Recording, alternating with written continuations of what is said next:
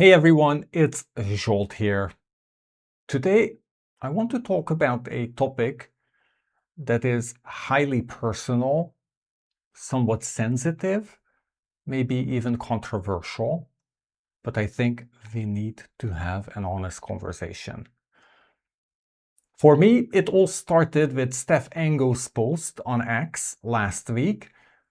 And those of you who don't know who Steph is, he's the CEO of Obsidian MD, and Obsidian MD is a privacy-first markdown note-taking tool that has been gaining increasing popularity over the last couple of years. Steph announced the new community site for Obsidian. The new community site essentially gives users access to plugin reviews, both quality in terms of is it maintained, is the owner active, and security and code quality reviews in terms of are there any suspicious behaviors, are there heightened privileges, what is under the hood. So why is this important? Because Obsidian has close to 4,000 plugins, and over the lifetime of the Obsidian ecosystem, the number of plugin downloads has now reached 120 million, which is a huge number. Now, mind you, Obsidian was obliged to take a step. They were not acting on their own timeline because third-party plugin review sites started to mushroom, and these sites conveyed a picture about the plugins that was not very good. They highlighted lots of security issues, and I think overall the concern was that here's a markdown editor that's local first, privacy centric, and it has tons of plugins with glaring holes, and essentially plugins make Obsidian really useful, so there is no two ways about it. Something had to be done. Now, where do I come to the picture? I'm the developer of the Obsidian Excalidraw plugin, which is, or has been for the last 2 to 3 years, the most downloaded plugin in the Obsidian plugin store or community plugins. I recently crossed the 6 million download mark, and now I'm at 6.1 million. So I take up roughly 5% of the total downloads. Now, in the last 2 months, my focus was elsewhere. I was starting up the Sketch Your Mind community. I was building the site. I was planning the content. I was focused on creating a community around visual thinking, Excalidraw, and all of these stuff, the visual PKM stuff. So I was completely blindsided. I didn't know about the third-party review sites. There was some discussion on the alpha tester channel. So this is the internal channel between the key plugin developers and the Obsidian devs. There was already some conversation about the community site, but I missed those conversations because my attention was elsewhere. And when I looked at the community site and I looked at the score for Excalidraw, I thought I'm going to blow up. I was so upset, so angry. How come Obsidian does not let me know that they're launching this site that paints Excalidraw in a completely dirty and I think incorrect light? Because over the past 4 to 5 years, I poured my heart into this tool. I built the capability that I dreamt of my entire life, a visual thinking power tool that does everything I ever wanted. And I was heavily working on creating trust, transparency, to be authentic with my user community. That's why I started the YouTube channel. That's why I was working actually on the community site. And here comes Obsidian. They publish this crappy report that undermines user trust. And I was already starting to receive questions from the user community that, oh, they understand, but they're scared. What am I going to do? What's going to happen? I felt that Obsidian put me on the spot. Now, later on, I learned that it was actually already the third-party sites putting me on the spot, but I was extremely upset. I wanted to create a video then, but I thought better of that. Maybe you would have enjoyed that more because I would have been raging in that video. Now I'm more calm and probably more boring. But yeah, I want to tell you the developer side of the story. Because I think there is a perception gap. I think there are the scanner scores versus the reality. There's, of course, the issue of the damage to trust, which I care a lot about because I have only the best intent with the tool that I created. And if it shows, if the report shows that the tool is high risk because of all sorts of scanning results, I think that does not show a proper picture. Now, don't get me wrong. I understand and agree with the intent, because especially since the AI code generators are available, anyone with zero technical skills can start to build plugins. And unfortunately, the world is full of people who have malicious intent. So essentially, that opens a great risk of how well the plugins are reviewed and what risk it creates. But I think without the technical context, without the broader context of plugins, the results can be super misleading. Now, I think there's also, and this is the more important discussion, I think there is a hidden question about plugin economics, because Excalidraw, and I think pretty much all of the other plugins in the community plugin store, are hobby projects. These are typically one-person maintenance projects, and right now these hobby projects are suddenly receiving commercial expectations. They're put on the spot, and there's an expectation that they meet certain quality guidelines. And again, I have no issue with the code reviews, with all of the material, but the reality is a single person hobby developer is in an extremely hard situation, because the single person might still sound like a lot, but think of this. So you do this next to your day job, you come home, you might do it in the evening, you might do it over the weekend. So this is really 0.1 person who works on a plugin, if the person works on it frequently like I did.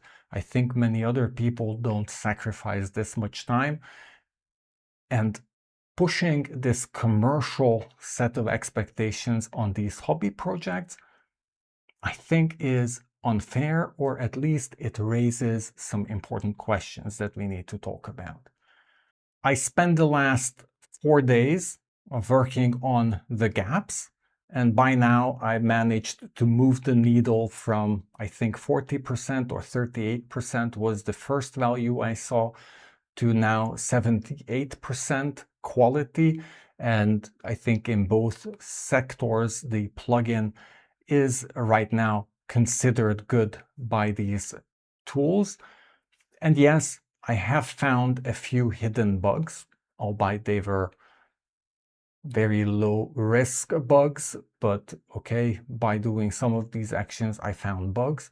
I did implement a GitHub release workflow, which is going to help me going forward as well, so I'm happy about it.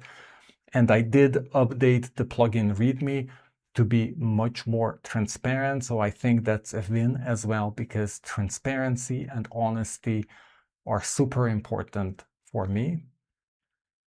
But I think we also need to understand the architectural constraints, because many of the solutions, and mind you, Excalidraw, I think, is probably, without exaggeration, the most complex plugin in the plugin store. But I struggle with lots of things that Obsidian didn't provide. So, now I suddenly receive this set of requirements without a financial framework, without the supporting APIs and capabilities. So what am I talking about? For example, Obsidian does not provide a means for plugins to deploy multiple assets. I'm talking about fonts. I'm talking about different packages. In my case, for example, for LaTeX, I need to deploy the MathJax library because the one in Obsidian does not support SVG exports, and for Excalidraw, that's what I need. I'm forced into all sorts of workarounds. For example, I wanted to implement proper PDF printing of drawings, which was a heavy user requirement, but there is no API for that. So I'm using Electron, that's the browser under Obsidian, Electron API calls, and now that's highlighted as a high-risk item. I was pushed by the community to create features. Indeed, just today I received another feature request to expand this set of feature set in Excalidraw to allow external files, so files that are on your file system but not in your Obsidian vault, to be featured on Excalidraw drawings. And for a long time I pushed back, but finally I gave in. And of course, that is a security finding that Excalidraw has file system access. But I could go on about the API missing for Obsidian Publish, and so on with Mermaid, with pretty much everything I do. I run into blockers or run into missing capability in Obsidian, and I solve it. But now those solutions suddenly get in the spotlight and they are shown as weaknesses. They are shown as security risks. I don't think that that is okay. And on top of this, you need to understand that Excalidraw is like building a bridge between two moving continents, because Obsidian has been constantly developing, and unfortunately, even we are completely in the dark in terms of what's going to happen in half-year time. So it's always reacting to whatever Obsidian did. And I'm in the same situation with Excalidraw. Excalidraw is also a rapidly growing tool component, and my integration, the Excalidraw plugin, tries to bridge this gap, tries to be the rubber that connects these two such that everything moves, but it still works. I think it's an amazing product. But now, with the code reviews, I'm getting punished for this flexibility, for this capability. And I think there is a fundamental imbalance.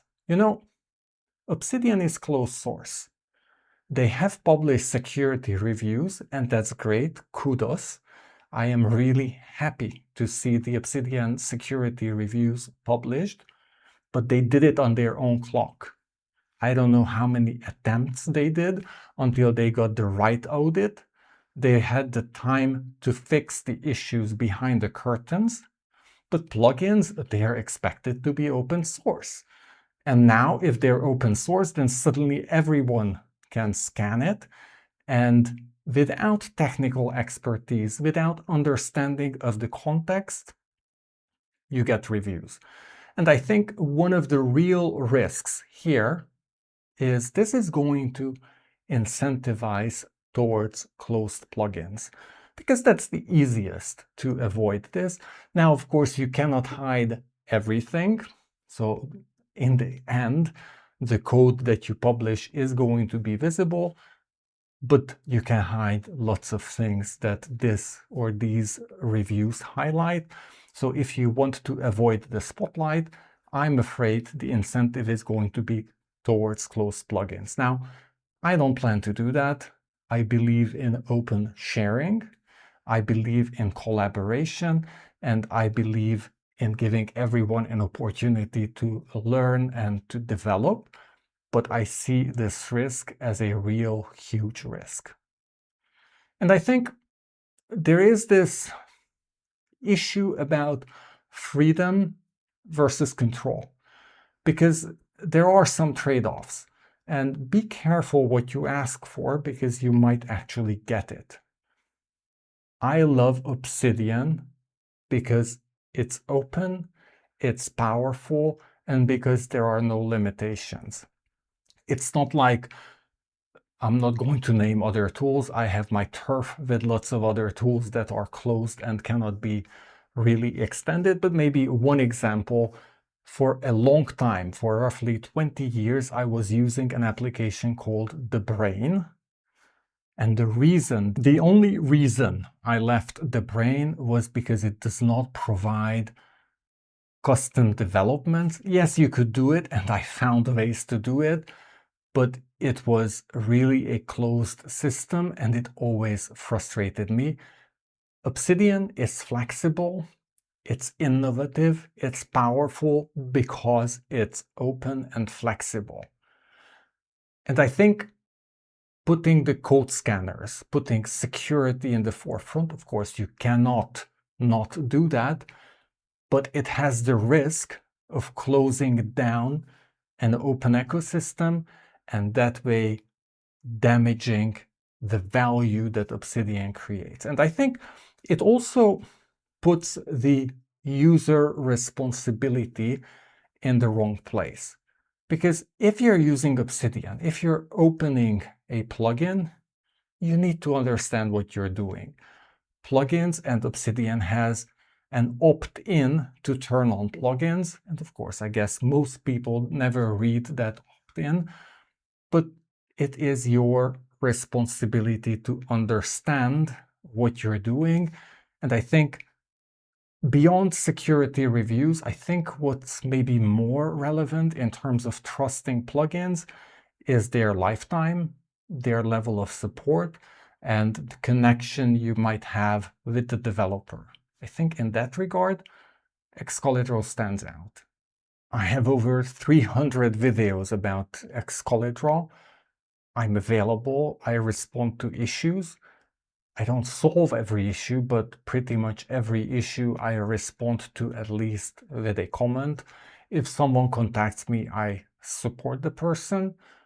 I think that should count, and not the security reviews. And I think also these security reviews miss an important point, that Obsidian is a local first application. What does it mean?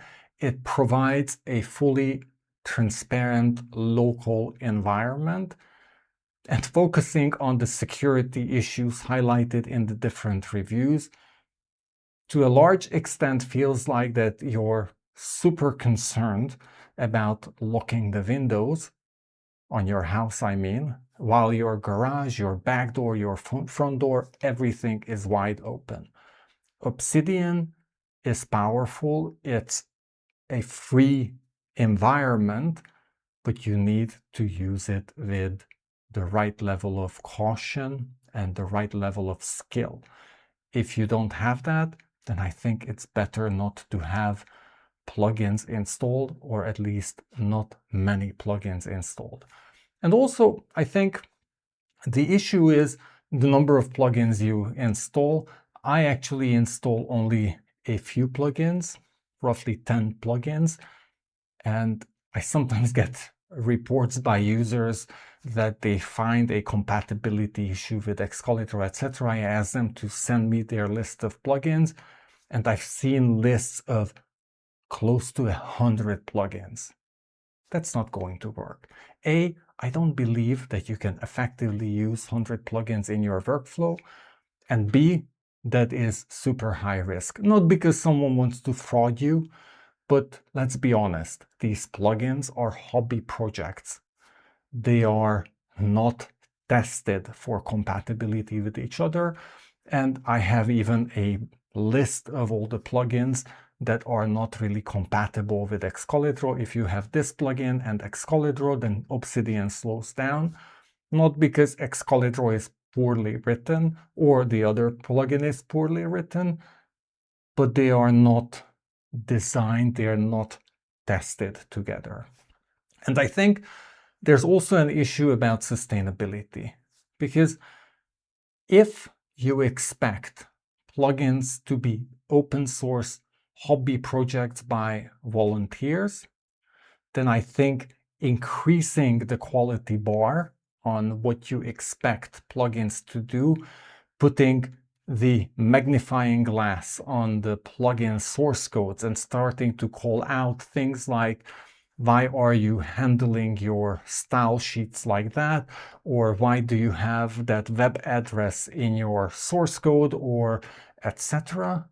I think that is going to cause burnout. For example, the review identified, I think originally close to 100 web links in my plugin, and it was highlighted as high risk. So what are those? They are all opt-in features for various AI engines that you can use, for OCR services.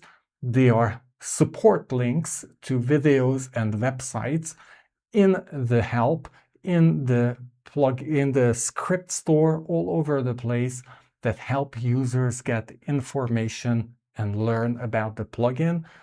There's zero link that would lead to any malicious intent. Indeed, Excalidraw doesn't even initiate calls without the opt-in consent of the users. But how does this show up in the reviews? It shows up as a huge security risk because the plugin is full of links. I don't think that's okay, but I think from a sustainability perspective, that's not okay, because this is drastically raising the maintenance burden. And you know, Obsidian frequently boasts that it's a community-funded ecosystem, that they don't have venture capital, that everything is built by a small engineering team of 4 people. And I think that's great. Plugins don't have a financial framework. There is the coffee option. Now, you know what? I have, based on this new report, I can see I have roughly 110,000 regular users. Out of the 110,000 people, roughly 2% of that community ever felt the need to drop a coin into my coffee mug. And I have roughly 100 regular supporters. If you're one of them, huge thank you. If you're one of the once-off supporters, huge thank you. But I think there's a major imbalance here. The amount of work put in by the plugin developers, the lack of recognition, financial support from the community, the lack of capability by Obsidian to support the plugin ecosystem for complex plugins like Excalidraw. Obsidian misses the entire feature set to build paid plugins, or to create a framework where I could create plugin features that are for money. That doesn't work. Obsidian doesn't provide that framework, and I think that is not okay, because now we have such an imbalance. There's a request, a requirement to increase the plugin quality. There's the magnifying glass on it, but we miss the entire framework that would make that possible. We need to have a community that really steps up to support plugins.